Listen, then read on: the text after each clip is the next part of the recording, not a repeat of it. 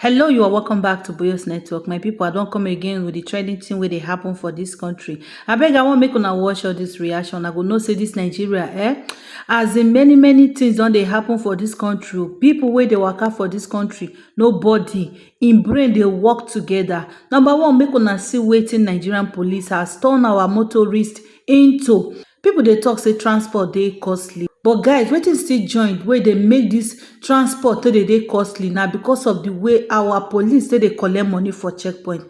Just like wetin Arisi Gwamnishu dey talk for dis story, e say from Owerri to Onitsha, more than 6 checkpoints na im the motorists dem dey give 500 naira. Just imagine 500 naira times 6, that is 3,000 alone. So this 3,000 now, they go carry the money put on top the people wey be say they dey enter motor. Guys, many things dey happen for this country. Abeg make una watch with other reactions and drop your comment concerning this in the comment section. If your papa dey for this video, your uncle dey this video, your in-law, your friend dey this video, call and tell am say you be ororo buruku. Ororo buruku. 1.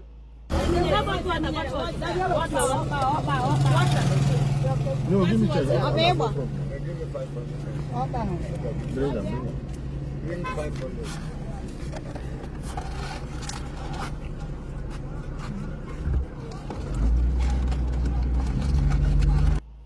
Two collectors.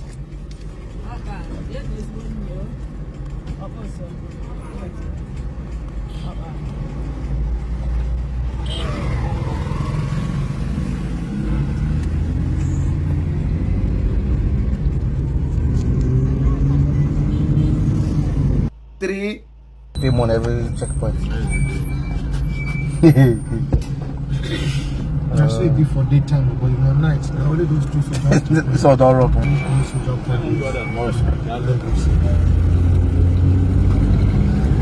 Four.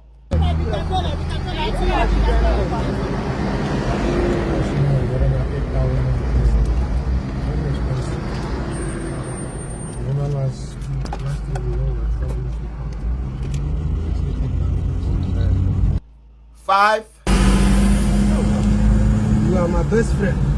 I bet great family. I be your best friend. 6.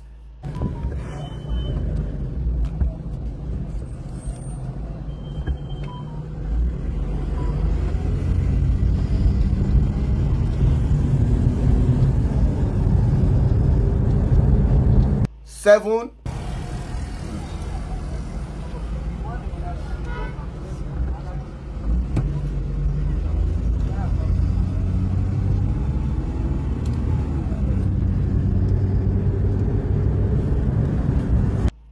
Eight.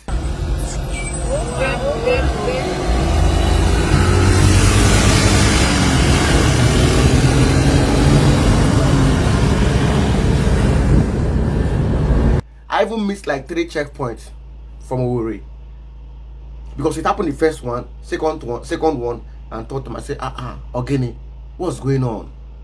Just see how this illegality has been legalized in Nigeria. That each checkpoint you must pay money, and when you don't pay money, they will delay you for hours. Like they will open your motor, scatter everywhere, begin to search, waiting even their existence. Oh yes, checkpoint is good though. Stop and search is good though. That is their duty. Yes, it's good. But when you now, when you now try to use extortion to be delaying people on the road, it's wrong. It's wrong. Now let us go up. Let us even talk about this now. A driver who wakes up in the morning, takes somebody's car on daily balance because he wants to have something to eat, him and his family. He has to drop 500 naira on each checkpoint from Owerri to Onitsha. Do you understand? Now calculate it. 20 checkpoint or 15 checkpoint. How much is it? 500 naira times 15 is how much? So from Lagos to Onitsha, how many checkpoints? More than 70 checkpoints. Calculate it. And when you don't pay this money, they will delay you for hours. So it's now legalized now that when you get there, you must drop this money for them. Because if not, they go delay you. Are we not tired enough? Like, are we not tired enough? We are making things difficult for the poor people. That you delay them for hours on the road because they cannot pay you money, 300 naira, 500 naira. And when you pay you, is a license for you to move. And when they can't, not that they have license, they have papers that are complete. But because they are carrying passengers, it becomes a crime. You know, how long are we going to continue to suffer like this? How long? It's not happening just on the way on the Chahazis. No. From Warri to Port Harcourt, from Warri to Benin, from Lake Wasaba. It's crazy. And the worst thing is that the authorities pass through this road. They see them. They see them. So Nigerians are now asking questions. Is it like maybe they are the one even, sending them to go and be collecting money on the road and be giving back returns? I think Nigerians' questions is beginning to be clear now. You understand? Because I don't see a reason why, if people don't pay money, give them money, they won't pass through. Candidate of the Labour Party said. He said President has made over 30 international trips, spending nearly 150 days abroad, that he should tour the 36 states and dedicate just 2 days to each tour. That will make 72 days for you to do so, less than half of the time you spent in areas abroad. He also went ahead to...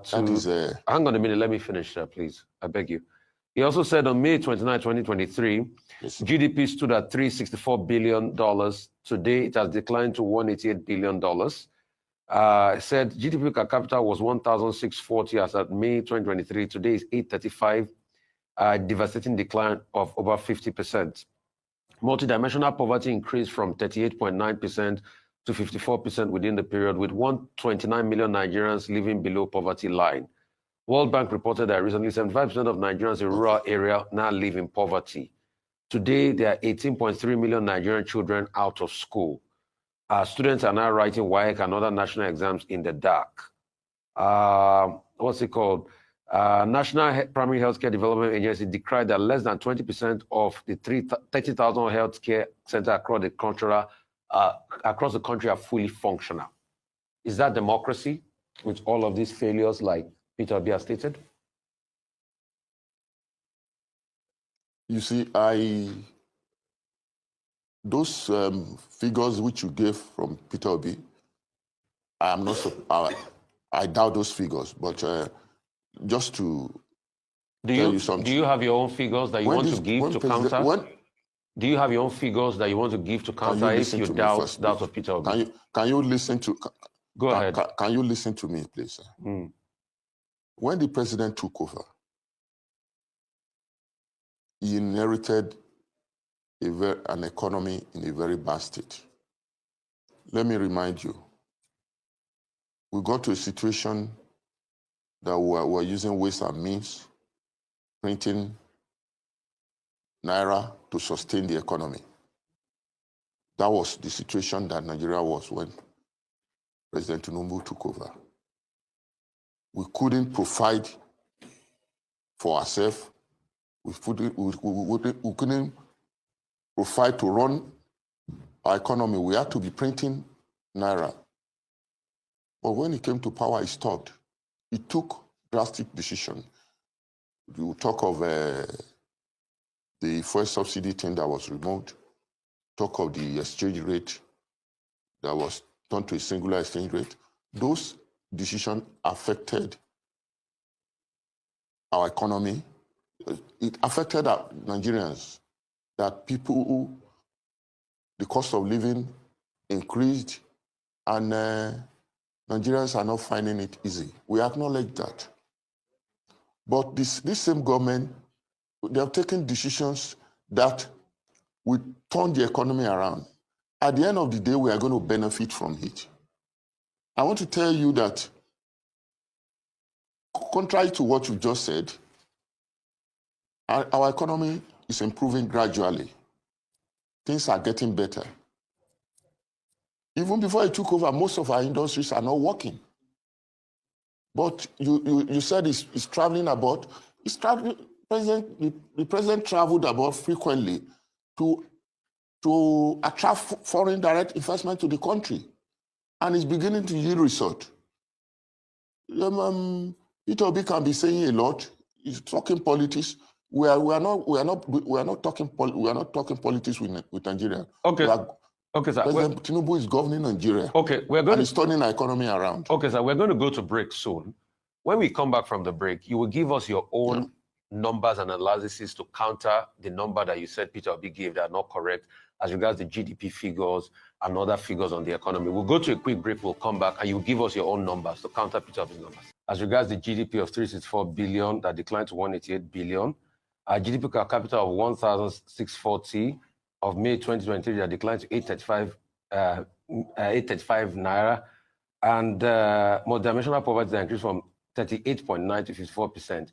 Can you give us your own figures to controvert most of those figures and his numbers of 18.3 million Nigerian children out of school? Can you give us your own figures? You said the numbers he quoted is wrong, so we just want to get your own figures. Excuse me. I'm not going to start talking to you theoretically about numbers. I'm going to talk about the effect of President Tinubu's action decisions on our economy, on on Nigerian people, on our constituents. The figures is quoting. If you want us to be talking about figures, for the Federal Ministry of Finance is there to give you the exact figures. But you said it's wrong, so give us your own figures to counter it. You said it's wrong, Senator Karimi. Excuse me. You said it's wrong. Give us your figures. Excuse me. I am telling you. Hello.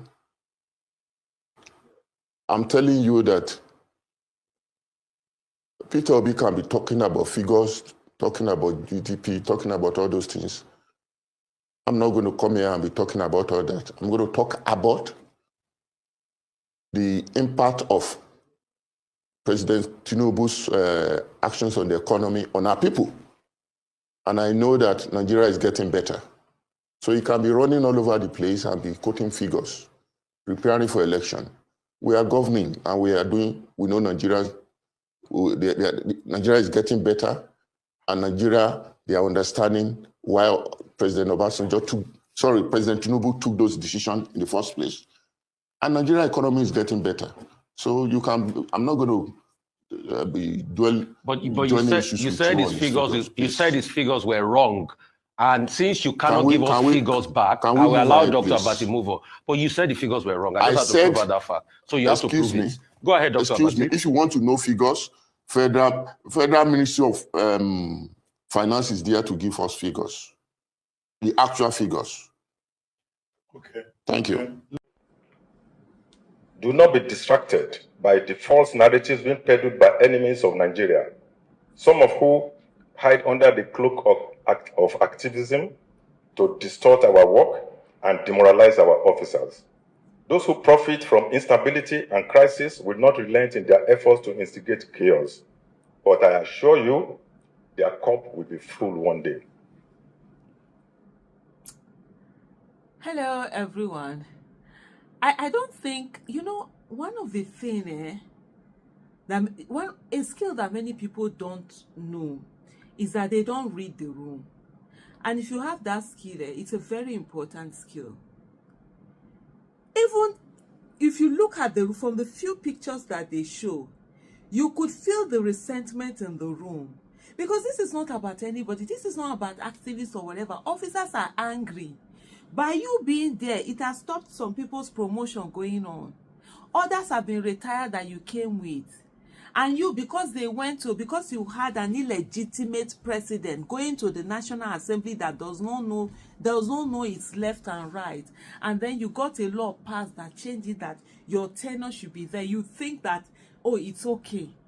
If it's somebody who has, a high emotional quotient, you understand, that his emotional intelligence is high up, he would not even bring this topic up. He would not even be saying this here. You could literally see the resentment there. But he's sitting down and thinking that activists and advocates and whatever are his problem, when he is the problem of the institution.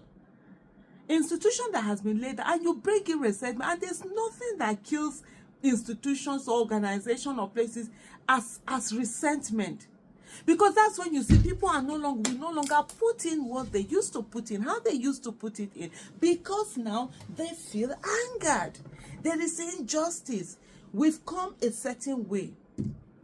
There are some people who would have a set that would have been IG of police right now. That person they couldn't get from their set. They couldn't get it. Some of them are being retired. Some of them have been retired. Some of them have all sorts of things. And then because he had his own, because they put a brush of legality to the illegality, he thinks, oh, he has arrived, that he's talking to people. Even your officers, they are murmuring, they are angry, they are mumbling. And you're sitting down there talking about activists you are the problem. Egbe Tokun, IG of police, you are the problem. And it's so sad that you can't read the room and see what is going on there. These are the things that build resentment. These are the things that destroy institutions. And you're there because you have someone, and then you met Tinubu how many years ago, and he made your life, and then you oh Lord have mercy. It's just unbelievable. It's just so annoying to see this kind of things, and the fact that they don't even see anything. They don't see anything wrong in it. Not at all.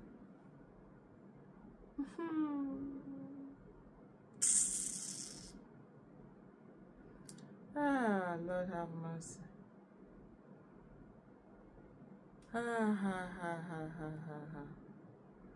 Lord have mercy. Just trying to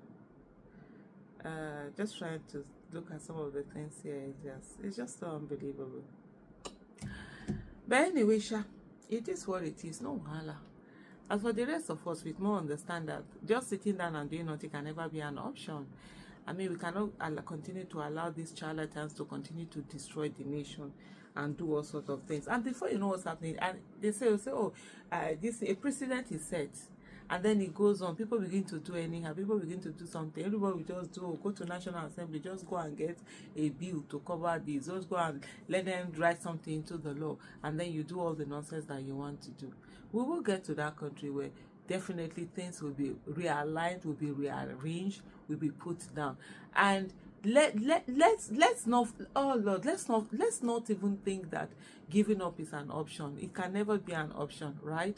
And the loss from giving up is so much more than whatever pain we will endure to be able to get the things that we want to do, because it's how many years. Like I always tell people, imagine how long do you want to live? How long do you want to live? And for most people, they're going to leave it as Nigerians. Only a few percentage are going to be able to leave Nigeria and then get to other countries, to other Jackma, wherever they become that. The rest are going to be Nigeria. So if you're going to live to be 90 years and you're currently 20 years, I tell you, have 70 years for Nigeria to deal with you if you don't sit down and fix Nigeria. And then you get to a time where you're old, you don't have as much energy to be able to do anything. If you're 30 years, you have another 60 years. If you're 40, you have another 50. Even if you are 50, you have another 40 years. If you're gonna end up living up to 90.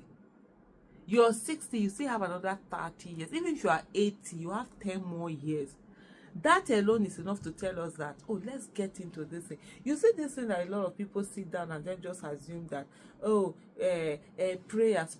God will not do for us what he has given us the capacity for us to do for ourselves. I keep saying this thing. If we pray from morning till tomorrow, pray from now to eternity. If you don't put your hand and do the needful, you're not gonna get anything.